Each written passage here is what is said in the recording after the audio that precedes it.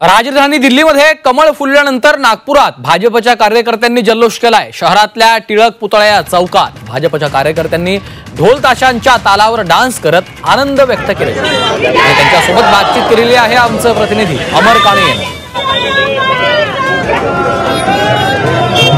भाजपच्या दिल्लीतील विजयानंतर नागपुरात सुद्धा जल्लोष सुरू झाला आहे। आपण हे जल्लोषाचे नागपुरातील टिळक पुतळा परिसरामध्ये आहे। खरंतर दिल्लीत गेल्या 2 वेळेस निवडणूक दिली होती, पण परत एकदा भाजपाने जोरदार असा विजय मिळवलाय। विष्णू तांबे महामंत्री, आज दिल्लीतील विजय काय प्रतिक्रिया आपली?